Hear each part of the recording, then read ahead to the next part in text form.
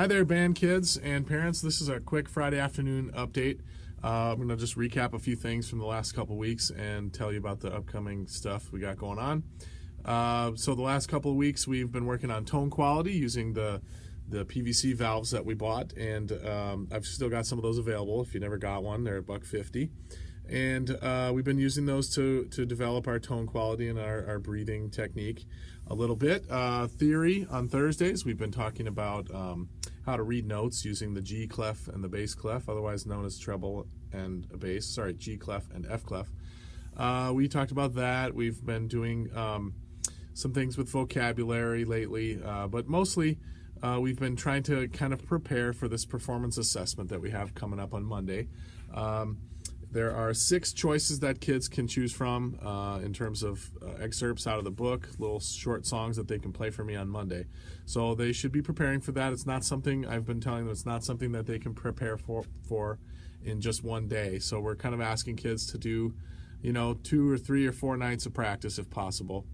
And so if you can get going on that, that'd be great. The kids have known about it for a couple weeks, and they would need their book for that. I know some kids are struggling because they've either lost their book or don't have one. So there's a couple kids in that situation. We did practice this week working on how to practice if you don't have your instrument. So there's actually some good research that shows that practicing mentally without your instrument is actually pretty good. It's basically like air drumming for drums. It would mean that you're listening to the recording of professionals playing the song that you're working on, but then while the professionals are playing, you've got your instrument, or at least your hand position and your posture and your breathing all happening. You're working on your position on the trombone slide, or you're working on your fingerings on your instrument while you're using your breath to kind of recreate the song.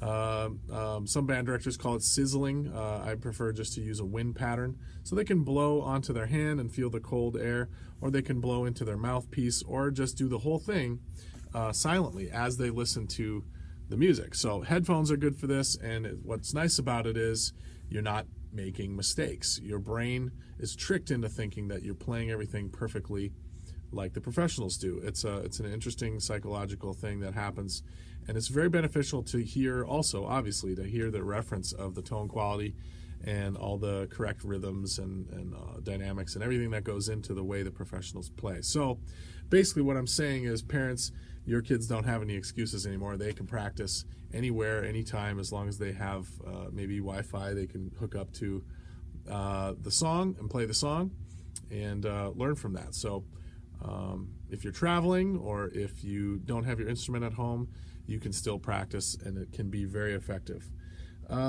We had a busy night last night. The pep band went to the semifinals for the football championship race that's going on. We won last night, so we're going to play again next Friday night. So if you're in the pep band, you should be aware of that. So we got home pretty late last night. I think we arrived at the high school about 11 o'clock. It's been a lot of fun, though. We've got some other things going on. The honor band kids who are interested in signing up for the state honor band, I'm going to stay after school on Monday. If you want to get help, I'm just going to make myself available for Minnesota Band Directors Honor Band help session. So come check it out. We can start recording. We can start doing rough draft recordings and see how it goes. So that's Monday after school. We do have a concert coming up that we're preparing for December 14th. And that is the first and second hour bands are playing at 6 o'clock p.m. and then the third hour bands at 7 o'clock, and the fifth and sixth hour bands are at 8 o'clock. We'll be playing alongside the orchestras here at the multipurpose room at CMS, and the uniform can be found out in your handbook. It's basically all black dress clothes. Dress up as nice as you can and keep it all black. Let's see, what else do we have here? We do have, just keep checking the assignment list in Schoology. There's a Tenuto assignment coming up, the performance assessment on Monday, the band concert. All of those things are listed right there in Schoology. And I think that's about it. Finally, I'm going to just mention an article that I'm going to send a link with this video to you. A friend of mine from college, Jason Hoheim, he's done an amazing thing. He's started a blog about his rise to excellence as a timpani player. He plays for the Met Opera, and he does a great job. He's an amazing timpani player, and I got to go to college with him. And he's written a lot of blogs about how what it takes to make it in terms of just being excellent at anything. So it's really a good article, a good read for anyone, even a musician or an artist or anyone who's trying to do anything that's difficult. So how to succeed at something difficult is really what it's all about. I sent this blog article around to my friends, and then I found it bouncing around the band director forums on Facebook. It's really grown legs here, and it's a pretty cool blog post.